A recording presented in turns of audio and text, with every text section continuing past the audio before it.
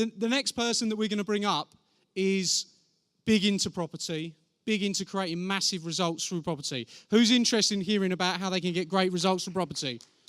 Yeah? Say yes if you are. Okay, so she's all the way from South Africa. She's come a long, long way to speak to you. She's an amazing lady, created some great results around rental properties and properties in South Africa, and she's going to share some of her secrets. Can we all stand up?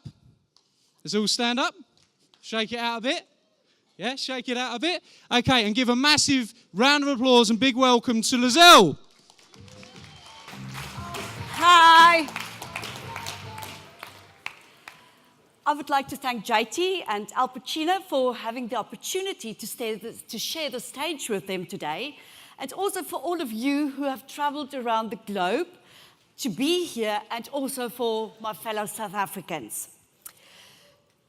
So, my story today is about avoiding the tenant from hell. A bit of background. My name is Lizelle. I am your one-stop rental agent. I've been in the real estate for 10 years. Things were going well until about 2 years ago, I met the tenant from hell. Yeah, true, the tenant from hell. So what will I share with you today? My story of tenant from hell, a bit about me, and tips on avoiding such tenants. The story before, my client, who is the landlord, was leaving the area due to a transfer to another province in South Africa. His wife knew me due to previous engagement. The condition of the house was neat. We found a tenant, and yay, I was so happy because now we were going to earn a rental income and the property will no longer be standing empty. And things started off well. Then the tenant fell behind on water and electricity and 3 months rental payments. Now, promises were made but not kept. I gave him a warning, and in the end, I had to give him notice to evacuate the property.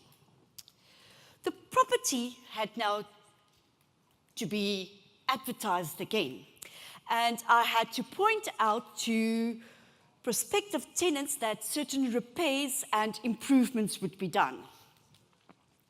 The tenant vacated the property, but what a shock when I went to do my final inspection. I knew that my client, the tenant, was a scrap metal collector. It looked like he overhauled engines on the carpets. And then there was the smell that permeated the whole house. The smell of urine. So what were the damages? The carpets were badly stained. There was grease on the walls and the doors, and the kitchen was unclean and unfit for use. So what did the financial outcome look like? We had the rental outcome of 45,000 plus a deposit reclaimed of 5,000. We had bond repayments of 36,000. We had rates of 5,160, carpets of 10,000, cleaning of 1,000, and water and lights in arrears 4,500. The net income left us with a loss of 7,340 rand. Just on the other side, you will see another scenario. If we had a tenant who did not default and we did not have all these expenses, that would have left us with a surplus of 18,840 rand. So the financial outcome, it is the net result, is the difference between a good and a bad tenant. Would you be happy with a return on your investment? I would not. How many of you can relate to this? Have you had a similar experience? My story. I started to work in the construction industry. In 1994, I became a real estate intern. I left the property industry to enter the microfinance. My part-time successes persuaded me to return to the property industry. I've been in property business for the last 10 years. I am recognized as your one-stop solution for rentals. So there were many challenges due to the economic crash, and I persevered and I succeeded. Currently, I own 2 properties, I have good tenants, and my target is to have more properties. I had many challenges, personal challenges, but I overcame these.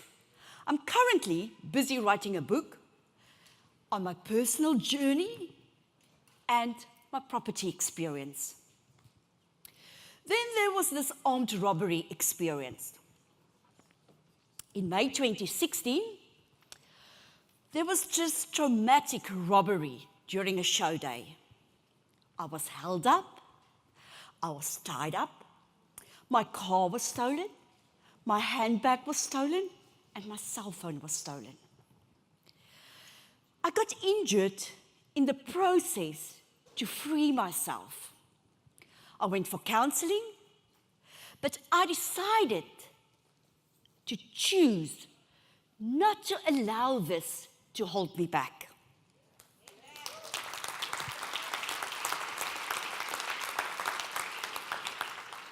My motto is, don't stop believing. Would you like me to share some tips on how to select your tenants? Okay, I suggest you write this down. Number 1 is do a background check, a credit record check. There's various options. You can do it online or you can do it through an agent. Get consent in writing. Proof of previous address, so that we can do a bit of a background check on our potential customer.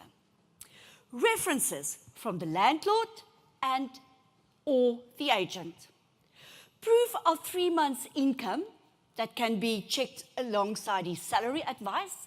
And also on the salary advice, you'll get very important information like for the employer, like the employer name, employer address, employee number. Do an employment confirmation. Number 2, appearance. The personal presentation. Is the client, how's he dressed? Is he well presented or scruffy? Condition of the car they arrive in. Who is presenting the tenant? Is the whole group present? Number 3, the contract. A deposit is required. And when? Responsibilities of the tenant, the landlord, or the agent. How often does inspections need to be done? And access to the property is required at all times. Payment terms and conditions. What happens in the event of default? Jurisdiction. Where does legal action take place? Variable costs. Example, levies. Where possible, use a standard contract and familiarize yourself with your contract. Who signs and implications for married couples. Number 4, who plays the tenant role? Who is the primary tenant? Example, the wife signs, but the husband destroys the carpets. The primary tenant is liable in the event of default or damages. Number 5, your preoccupation checklist. Do a proper inspection. Take photos and make notes. Supply copies to all parties. Get signatures and keep a copy. Number 6, the payment format. It is agreed by the tenant with the landlord or the agent. Direct deposit, preferably. It saves you time and money to go and stand in a queue at the bank, and on which day of the month latest. Number 7, the importance of relationships. Get on with your tenant. Communication breakdowns causes serious problems. Ensure your landlord is informed at all times.